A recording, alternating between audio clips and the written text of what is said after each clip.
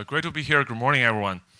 Thanks for the organizer for the opportunity to present and, of course, discuss our work today in this wonderful event. And thanks, Brad, for inviting me. In the interest of time, I'll just dive in.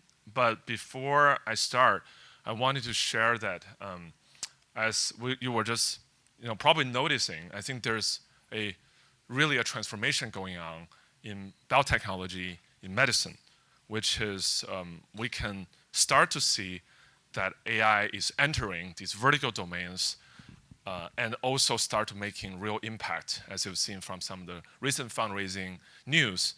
And for us, we are really excited about the ability of AI to go not just in the real world, right, but go back into the molecular sort of drugs that you will see, but all the way to coming back to, for example, clinical applications that I want to share today. So really what we're excited about is, in addition to just scaling your image generation, scaling your legal workflows, what if we can scale science? I think this is one of the most exciting time in scientific discovery. Here's my quick disclosure, companies or lab spin-off, and as well as some active collaborations. And what drives our work really is the ability to scale scientific discovery, particularly, of course, in the biomedical area. And we've seen great examples. And you all have probably experienced some of these examples. 10 years ago, right, 10, 20 years ago, we had this human genome project. Some of you probably heard of it. It's a 10 billion, 100 billion big multi-nation project, right? Over 30 countries around the world are coming together for sequencing a single human genome, a single person's human genome. But today, if you go to you can go to Quest, you can go to any of our clinic, Kaiser, anywhere. You can just spend a few $100s, and within a day, you can sequence your own genome and getting diagnosis, getting analysis, right? It's not just a 2x or 10x. Technology have transformed something that's orders of magnitude, right? More scalable versus what we had before. And of course, I worked on CRISPR gene editing. Some of you also might have heard of this technology. It's also incredibly powerful because when I was a student back in Boston about 16 years ago, the whole research lab of 10 people might spend a year just trying to genome edit one gene. But today, every single probably PhD student at Stanford in my lab can do 1 million of these gene editing, thanks to, of course, technology like CRISPR. And this is really because we needed some technology that can scale, not just within a single group or a single company, into scale globally. And this is, for example of CRISPR. Within a few years after it's invented, there are already 5,000 groups around the world that's working on it, right? This is the power of scaling. And why? So we already have all these tools, right? One-day human genome sequencing, millions of CRISPR gene editing.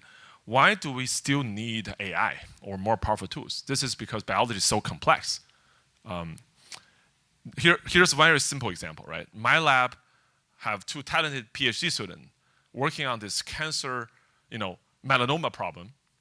And this is actually a 3-year project, right, for this PhD student. And the reason why it's so hard is you can see we had one drug, PLX, that's really amazing. This is targeting a specific cancer mutation, BRAF. And you can see after about 15 weeks, right, the patient basically look very good, right? It seems the cancer is gone.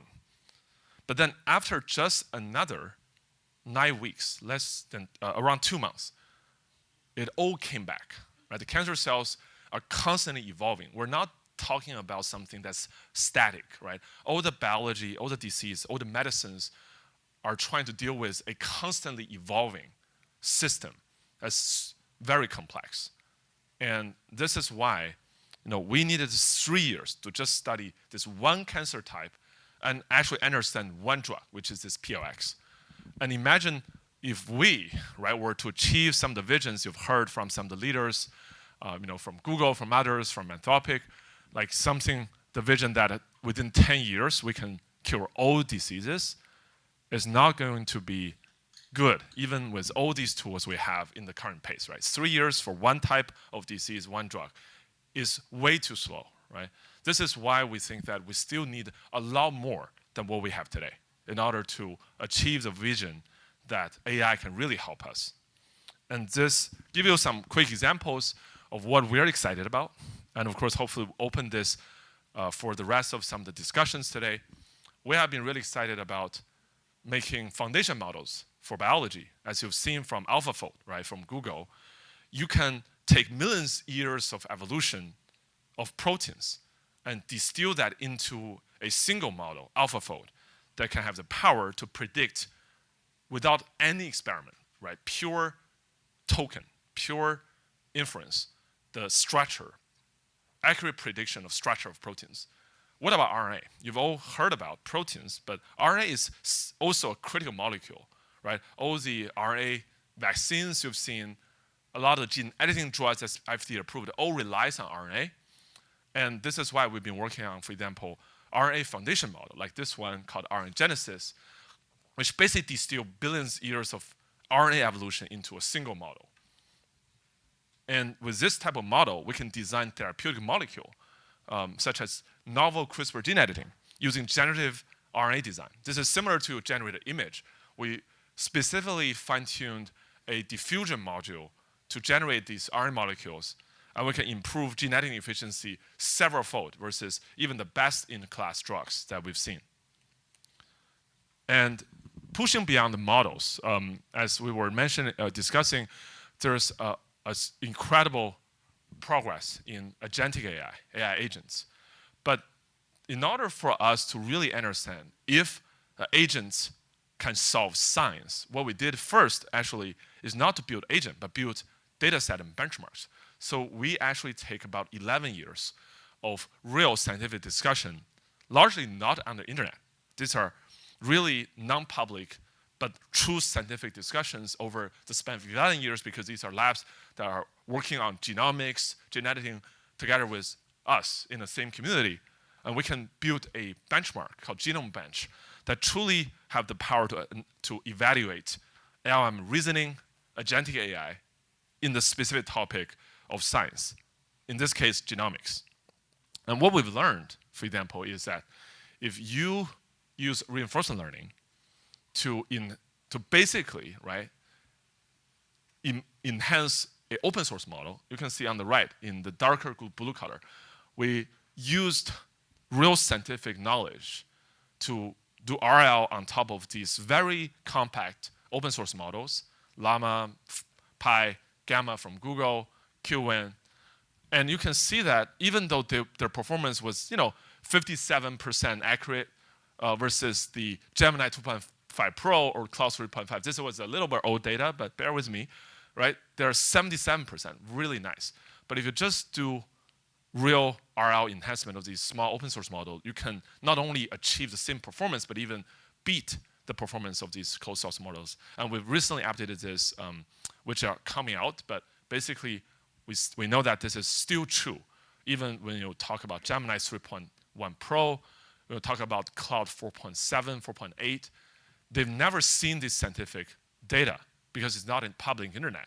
So you can still actually achieve extremely powerful performance even if you use a very small open source model. And using this foundation model in biology, reasoning, enhanced reasoning model specifically, right, that are expert in biology, we can build agents. In this case, a multi-agent system we call CRISPR GPT, essentially to automate genome editing using agentic AI. This is published, I won't go into detail, but to give you one example of how this actually could work, instead of having me, right, or a senior PhD training or new student, people in my group, first-year student, undergrads, can just work with this agent interactively using natural language. The agent becomes this virtual expert, right, to help students walk through all the different steps of a gene editing research problem. You can see it's building workflows live, building on the user input. So very, of course, nicely customized through the agentic AI capabilities. It will do end-to-end work from design to allow you to upload data. For example, let me see. Yeah, upload data files. It will do everything automatically. And of course, explainable and traceable so that students will not have to learn from the professors, but really empowered by these agentic AI solutions. And of course, we validated these AI scientists, or maybe better way to say is AI co-scientists in real life. Like, you leverage this agentic AI to help collaborators studying lung cancer, studying Alzheimer's disease, and more excitingly, we are recently started to leverage this gene editing agent to program stem cells and be able to hopefully tackle aging, one of the largest, as we know, as the population ages, the biggest problem in health. And we think that because of the capability of AI to understand stem cells, genomes, you can now custom design programming therapeutics approaches to help you activate your stem cell, which is impossible, right? If you have to have a Stanford team working years for one person's stem cells, it won't solve a big medical problem. But now if you can replicate and scale that through simply tokens, then you can really do everything in an extremely customizable fashion with very fast speed and very low cost, which make it valuable, right? And so we've been building a lot of agents with collaborators and launched companies that are commercializing some of this work. This particular work called Biomnies with or close collaborator Yuri Lashkovak, who also has some really nice news from his other corporate AI company, just got acquired. So I think there's a lot of exciting things we can do with agentic AI. And last a minute or so, I want to show you something we're working on actively today. So not yet completed, but really exciting to us, is to move AI from digital to the physical, to the lab settings, where sometimes you do have to make a drug in lab. You cannot say, I have this digital drug, take it. No one can take a digital drug. You have to take a physical pill or physical therapeutics. So we needed to move AI into the physical world. And give you an example why this is so important, right? According to a survey published by the leading journal Nature, 70% of biomedical scientists cannot reproduce other people's physical experiments. 50% could not even produce their own after a few months because these experiments are very artisanal. It's like trying to replicate your exact therapy when say a friend is baking cookies, right? It's not that easy. So what we believe is that we needed to take all this progress from LMs, AI agents into the physical world to make physical world more verifiable, more AI actionable. So very quickly, show you some very exciting work we're doing. We're starting to put AI into, for example, physical lab through using smart devices, camera sensors. You can see this is through very simple camera that we can recreate a word model for the scientific labs. You can see the power. Once you create this word model, you can actually start to let human, robotic, AI working together because the AI now sees the entire physical workspace and can manage these robotics, can guide human scientists.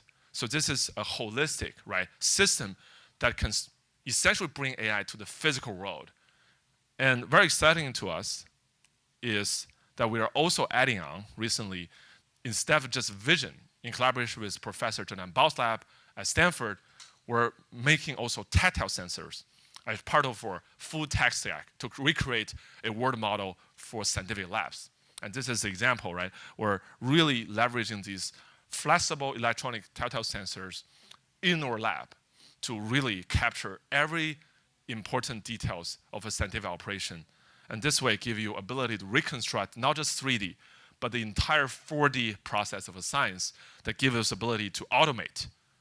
If you don't have this model, this word model of science, this data set, the robotics will just be a little piece of metal. You needed the AI to be able to understand the entire environment, have the word model in order for us to really automate. So this is what we see as the future. I'm really excited to be here today. Thank you.